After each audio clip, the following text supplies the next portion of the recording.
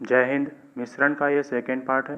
पिछले वीडियो में मैंने बताया था एलिगेशन मेथड किस तरह के क्वेश्चंस में लगाए जाते हैं। दो अलग अलग मूल्य वाली वस्तुओं को मिलाकर एक नए मूल्य वाली वस्तु बनाई जाती है। क्वेश्चन में पूछा जाता है ये दोनों वस्तुएं किस अनुपात में मिलाई गई हैं। यहाँ दोनों वस्तुओं का मूल्य लिखते हैं। इनको मिलाने पर जो एक नया मूल्य बनता है उसे औसत कहते हैं, वो यहाँ लिखा जाता है।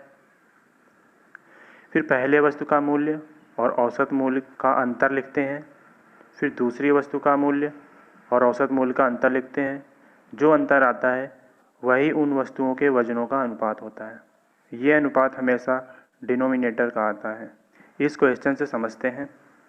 18 रुपये प्रति किलोग्राम तथा 28 रुपये प्रति किलोग्राम मूल्य वाले दो प्रकार के चावलों को किस अनुपात में मिलाएं कि मिलाने पर प्राप्त नए प्रकार के चावल का औसत मूल्य 24 रुपये प्रति किलोग्राम हो जाए। दोनों चावलों का मूल्य लिखेंगे। इसका औसत मूल्य दिया गया है 24 रुपये लिखेंगे।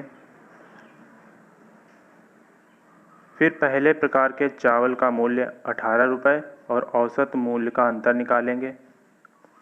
फिर दूसरे प्रकार के चावल का मूल्य और औसत मूल्य का अंतर निकालेंगे। ये जो अंतर आया है यही इनके वजनों का अनुपात होगा, जो कि किलोग्राम इनका डिनोमिनेटर है। अर्थात ये जो अनुपात आया है ये इनके वजनों का अनुपात है।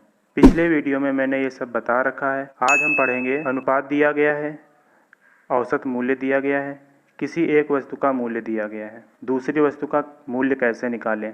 फिर हम पढ़ेंगे दो वस्तुओं का मूल्य दिया गया है, उनका अनुपात दिया गया है, औसत मूल्य कैसे निकालें।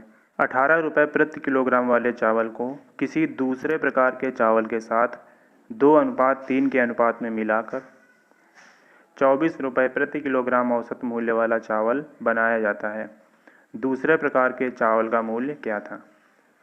पहले प्रकार का चावल, उसका मूल्य 18 रुपये प्रति किलोग्राम। दूसरे प्रकार के चावल का मूल्य नहीं पता है, x रुपये प्रति किलोग्राम मान लेंगे। औसत मूल्य दिया गया है 24 रुपये प्रति किलोग्राम।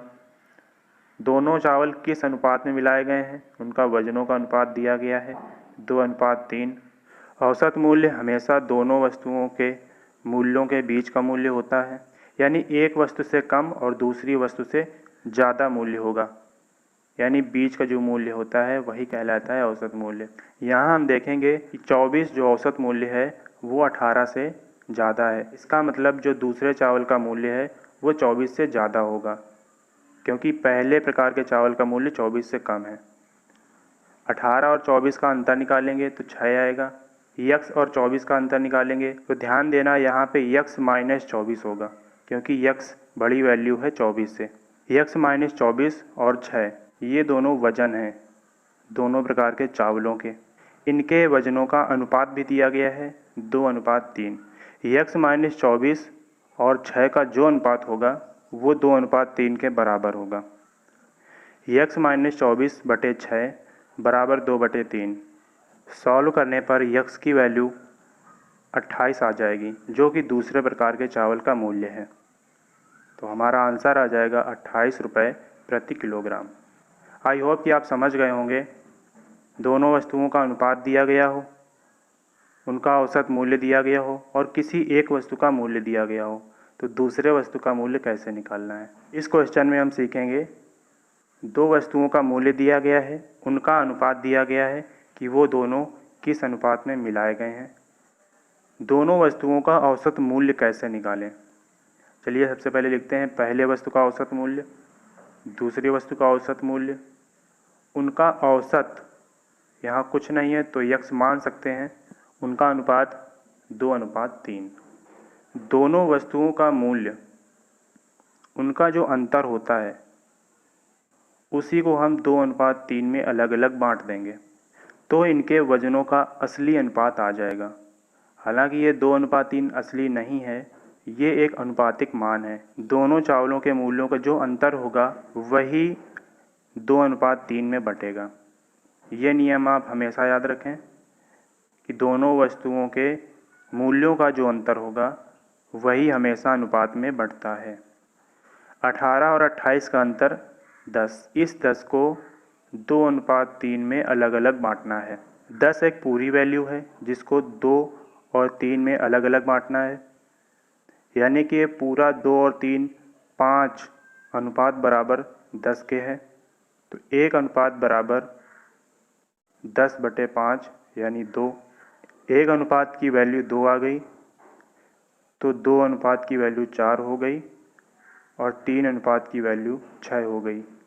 जैसा कि हम लोग अच्छे से जानते हैं कि औसत मूल्य में 18 को घटाएंगे तो 6 आएगा, या ये भी कह सकते हैं कि 28 में औसत मूल्य को घटाएंगे तो 4 आएगा।